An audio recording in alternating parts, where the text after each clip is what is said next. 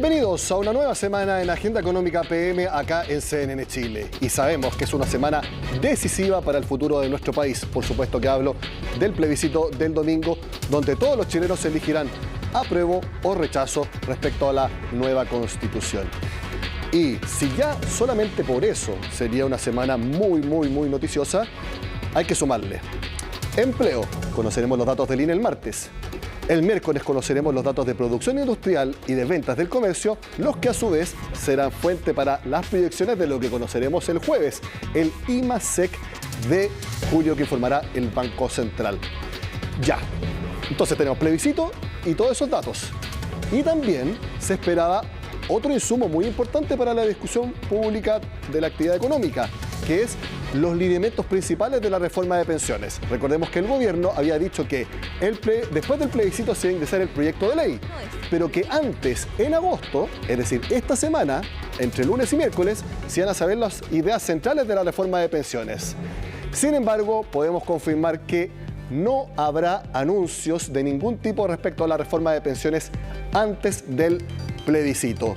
Esto porque en la administración de Gabriel Boric creen que no es oportuno mezclar una discusión tan importante como la reforma de pensiones junto a algo tan polémico y que está causando en algunos aspectos mucha división entre los chilenos como es el plebiscito.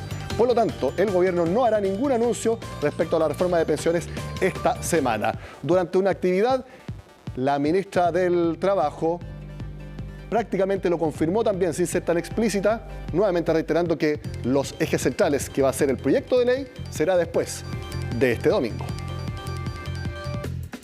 El gobierno va a disponer el ingreso de la reforma a las pensiones post plebiscito, porque es un proyecto importante, porque es un proyecto que requiere más diálogo, que requiere acuerdos, en el cual además vamos a definir los destinos en materia de pensiones de nuestro país.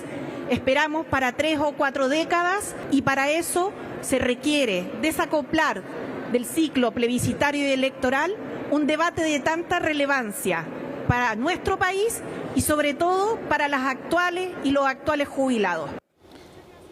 En esta oportunidad creo que hizo lo correcto el gobierno de Gabriel Boric, porque si en cualquier año normal un debate previsional es muy difícil, porque hay distintas propuestas, hay también mucha ideología detrás dentro de los distintos sistemas de pensiones, empezar la discusión ahora mismo, por más que el proyecto de ley iba a ser después del plebiscito, pero las ideas centrales, a él las presentado hoy día, se iban a contaminar obviamente con la discusión del plebiscito. Por lo tanto, esperar un poco. Si igual se va a discutir intensamente después del plebiscito, me parece que era lo más correcto y que así le da el tiempo y también la atención suficiente para algo tan difícil, pero tan importante como es mejorar las pensiones. Por eso, reitero, creo que lo hizo muy bien el gobierno de Gabriel Boric a postergar estos anuncios. Veamos también lo mismo que señaló el subsecretario de Previsión Social. Esta es una reforma de Estado. Necesitamos que se discuta en un contexto fructífero al diálogo, a los acuerdos. Ese es el mandato que tenemos de nuestro presidente y desde ese punto de vista hemos estimado que la reforma se presente a continuación del plebiscito. Habían dicho el ministro Marcel que se iban a presentar primero lineamientos generales y que luego se iba a presentar el proyecto. ¿Ese formato se mantiene?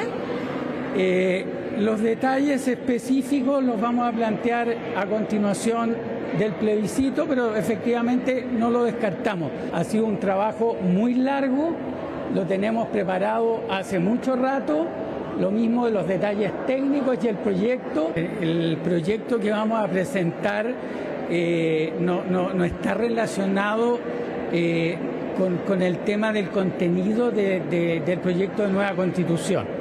Lo vamos a presentar en los mismos términos. Eso lo dijo acá en Agenda Económica hace bastante tiempo el subsecretario de Previsión Social, que independiente de cuál sea el resultado del plebiscito, la reforma de pensiones puede discutirse perfectamente. Es importante eso porque en algunos sectores del ámbito previsional estimaban que el gobierno podía hacer algún anuncio de reforma de pensiones antes del plebiscito, eventualmente para llevar votos hacia el apruebo. Bueno, como les podemos confirmar hoy en Agenda Económica, eso no va a suceder porque, les reitero, no se va a hacer ningún anuncio de la reforma de pensiones antes del domingo. Y precisamente este fin de semana, el ministro de Hacienda, Mario Marcel, señaló que el programa de gobierno, especialmente en materia económica, tampoco depende necesariamente del plebiscito. En esto hubo nuevamente un cambio, porque recordemos que el ministro secretario general de la presidencia, Giorgio Jackson, señaló hace algún tiempo que el resultado del plebiscito, el apruebo específicamente, era prácticamente condición para que se pudiera realizar el programa de gobierno de Gabriel Boric. Belén Vázquez tiene los detalles nuevamente de este sinceramiento de Hacienda. A estas alturas no hay cómo quedar ajeno al debate constitucional. Cualquiera sea la opción, ha remarcado el gobierno, es válido y el programa debe continuar el 5 de septiembre. Pero también han dicho que no es lo mismo continuar con la actual o con la nueva constitución, y en ese punto hay discrepancias en el gabinete. Mientras, los ministros Giorgio Jackson y Camila Vallejo han afirmado que la Carta Magna vigente supone ciertas limitaciones para el desarrollo del programa, el ministro Mario Marcel pone paños fríos y asegura que en ambos marcos institucionales se puede seguir adelante con la hoja de ruta del gobierno. Y que las grandes reformas comprometidas en el programa de gobierno no dependen de la norma constitucional que nos rija, ni de esta ni de la próxima, sino más bien de la voluntad política de todos los sectores que están representados en el Congreso Nacional. Sin esa voluntad política va a ser imposible avanzar en reformas profundas que la ciudadanía está esperando y que son urgentes. En Apruebo Dignidad hay consenso en que se requiere voluntad política para avanzar en reformas claves para el Ejecutivo, como pensiones y algunos proyectos emblemáticos como el de 40 horas. Sin embargo, añaden que estas podrían desarrollarse de mejor manera bajo la nueva Constitución, toda vez que se alinea más con los objetivos del programa. Hay un compromiso, hay un programa de gobierno, pero evidentemente es mucho más posible avanzar con todas las propuestas que hay en nuestro programa de gobierno, con las demandas del país, con la nueva Constitución, con una Constitución que le da democracia, con una Constitución que garantiza derechos, con una Constitución que mejora la igualdad de todas y de todos en nuestro país. Pero el ministro Marcel no solo mira con optimismo cualquiera de los dos escenarios resultantes, también los ajustes que tendrá el déficit de cuenta corriente en los próximos meses, que alcanzó un 8,5% según cifras del Banco Central, equivalente a 6.500 millones de dólares. En términos sencillos, esto significa que los ingresos del fisco son inferiores a lo gastado, algo que se condice, según la explicación de Marcel, con el boom de consumo que experimentó nuestro país la última parte de 2021.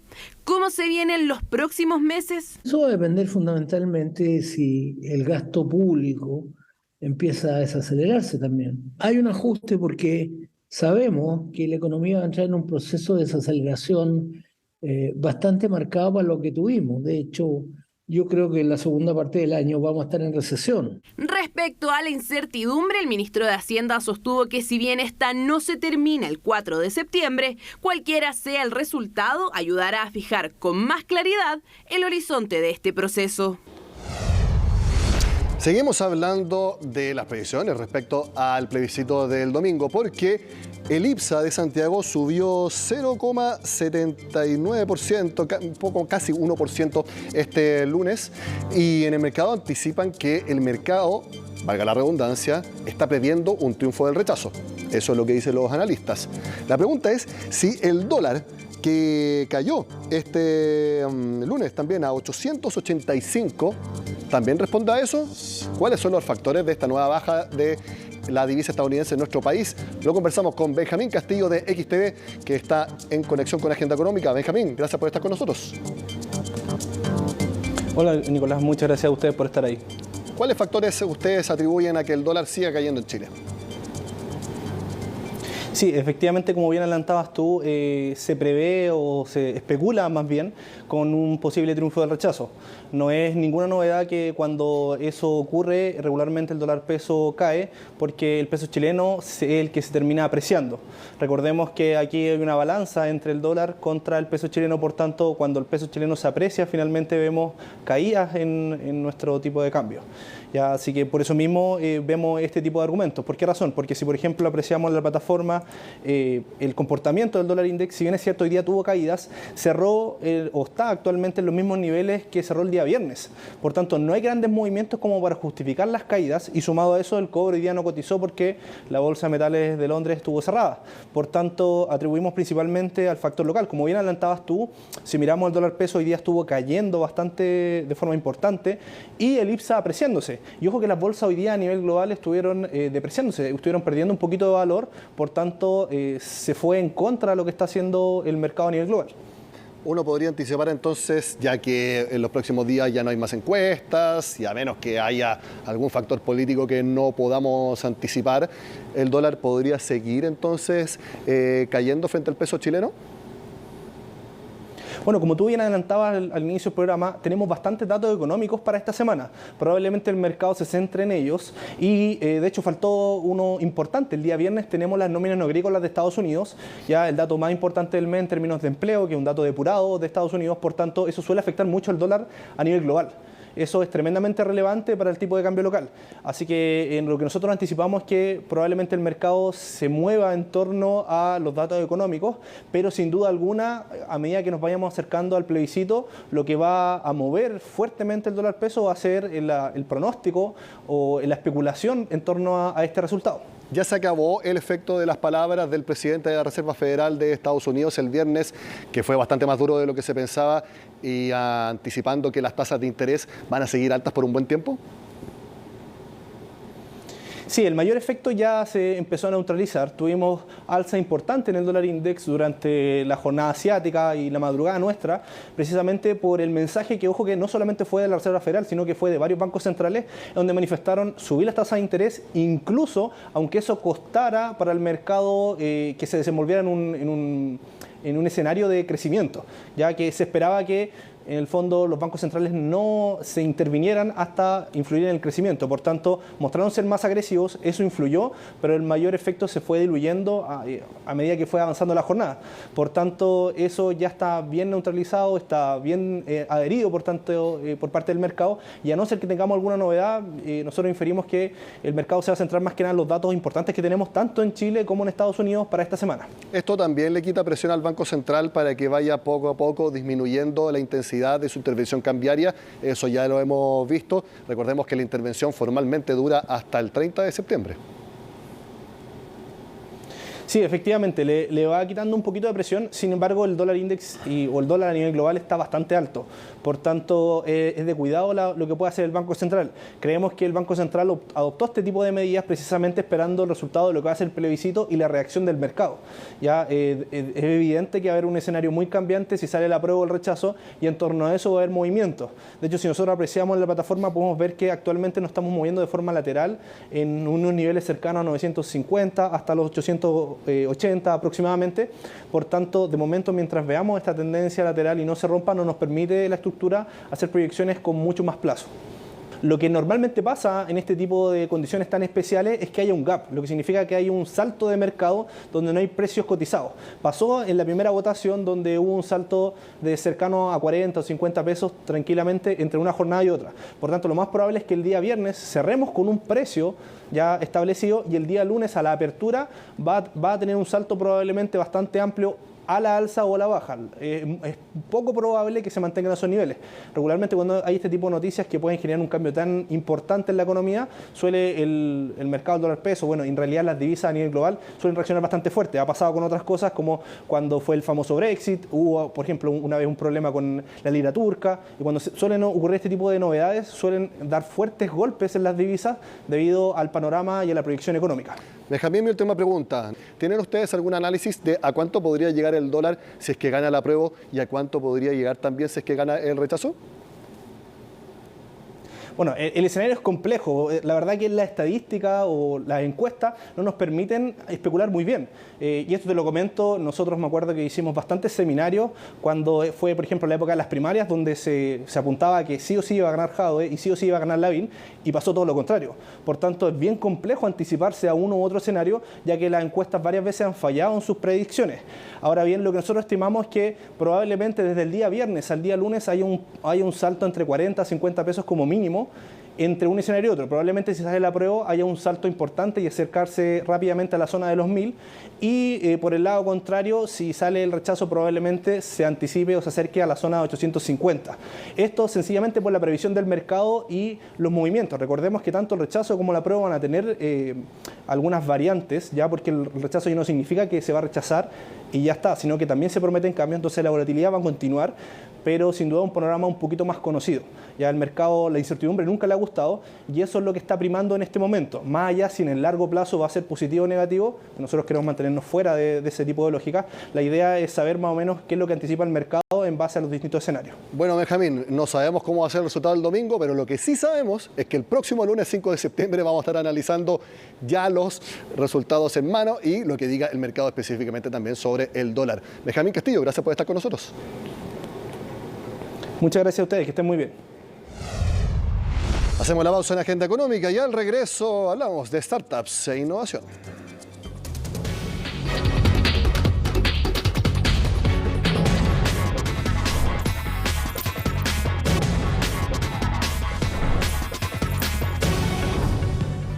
La segunda parte de esta agenda económica del lunes la dedicamos a startups e innovación, porque una firma internacional anunció la compra de una startup chilena y además hay Venture Capital, con capitales del extranjero, apostando por empresas de nuestro país.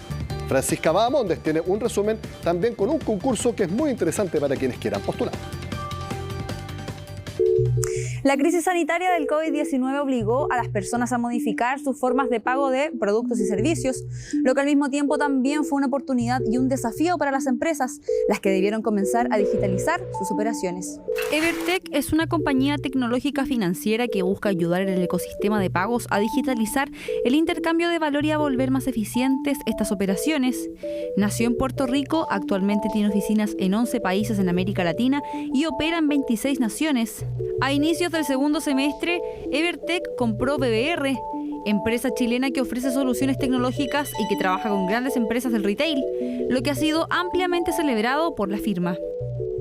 Por ejemplo, BBR desarrolló un módulo de manejo de proveedores, o de manejo de cuentas por pagar o cuentas por cobrar, o módulos logísticos, o módulos de reconciliación financiera, que estos grandes retailers como por ejemplo Cencosud, Totus, Cruz Verde, Petrobras, entre otros, son clientes de nosotros aquí en Chile y en otros países también.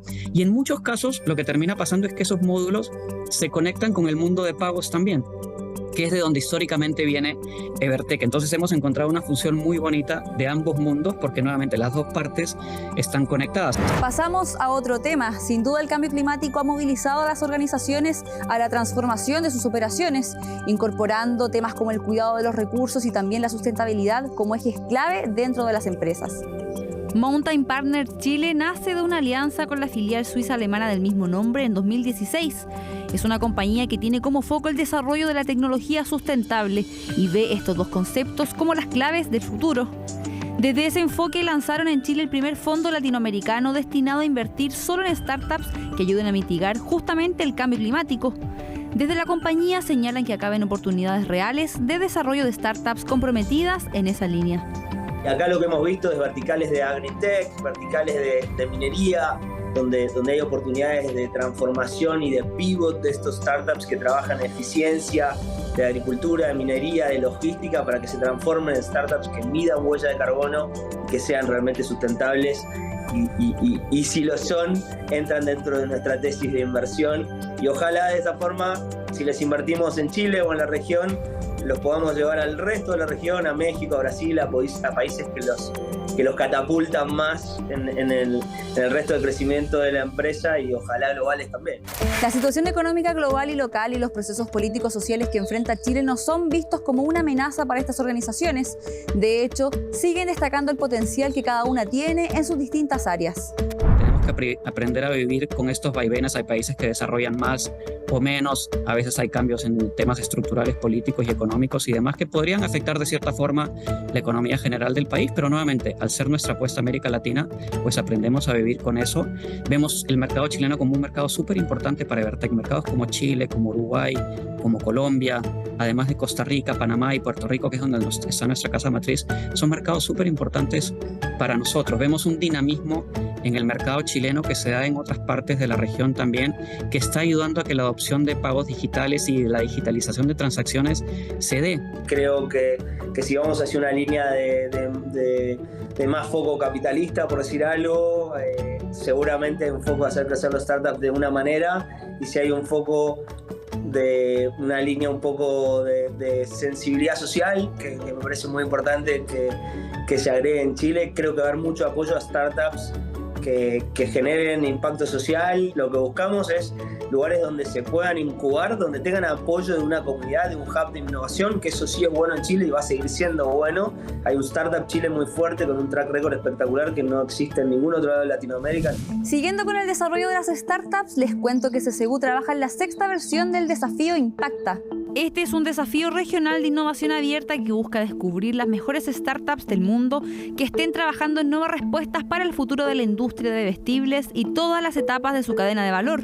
Junto al área de capital de riesgo de Fundación Chile, buscan emprendimientos que trabajen en eficiencia y precisión de la cadena de logística, optimización de logística primaria y secundaria, última milla y logística sustentable.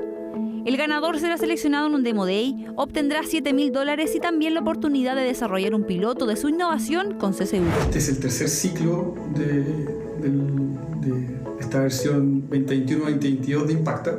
Ya hemos revisado en los 2 ciclos anteriores 200 startups. Esperamos poder evaluar al menos 100 startups más. Y ha sido bastante positivo. Yo te diría que principalmente te da una tremenda oportunidad el poder participar.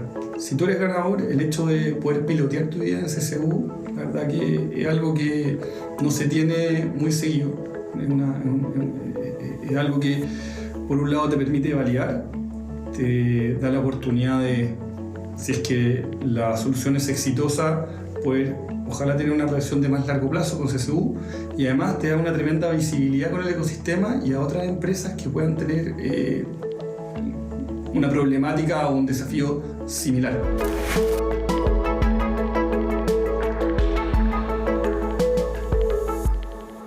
Con esta información del mundo de la innovación y startups terminamos la agenda económica de este lunes. En la del martes tendremos todo el análisis del informe de empleo que publique el Instituto Nacional de Estadísticas. Sigan con nosotros acá en CNN Chile.